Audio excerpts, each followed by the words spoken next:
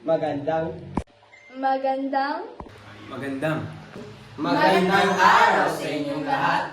Kami ang inyong ikatatlong grupo. At aming tatalakayin ang tungkol sa bansang Malaysia. Ngunit sandali, ano nga ba ang meron sa bansang Malaysia? Ang bansang Malaysia o kilala bilang Negara Melayu ay isang bansang matatagpuan sa Timog Silangan Asya. At kaya din sa bansang Pilipinas, ito rin ay nakaranas ng kolonyalismo mula sa Portugal, Netherlands at Great Britain.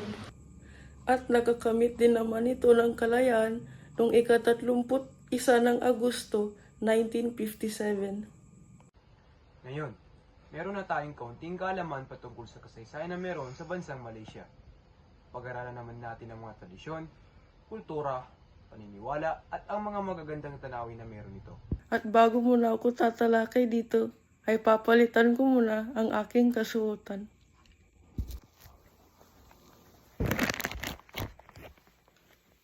Ito ang tradisyonal na kasuotan ng mga kalalakihan sa bansang Malaysia. At ang tawag nila dito ay Baju Melayu.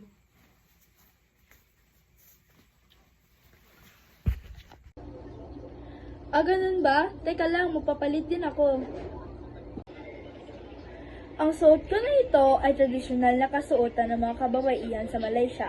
At ang tawag naman nila dito ay Baju Kurung o Kebaya. At bilang isang babae sa bansang Malaysia, hindi dapat makakalimutan ang pagsusuot ng hijab dahil halos 63.5% ng mga tao dito ay konsiderang bilang mga Muslim. At habang sumusunod naman niya ang Budismo na nagkakarami ng 18.7% at ang Kristyanismo naman na 9.10%. Ngayon ay nabuboard na ako. Dito naman tayo sa magandang tanawin dito sa Malaysia. Ang sikat na tourist attraction sa bansang Malaysia ay ang Marina Bay kasunod ang Batu Caves kung saan matatagpuan ang malaking statwa ni Lord Murugan at iba pa. Upang mas lalong makilala natin ang bansang ito, ay pag-usapan naman natin ang mga akda na galing dito. Ang kwento ng isang sunggaral ay isang akdang pampanitikan na galing at gawang Malaysia at umiikot ito sa pamilya ni Li Hua na asawa ni Lian Xiao na isang sugarol sa kwento.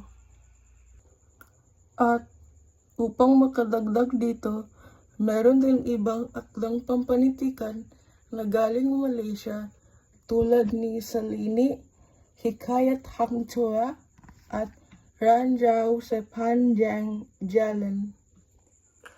At sa huli, dito po nagtatapos ang aming presentasyon at kami po ulit ang ikatatlong grupo.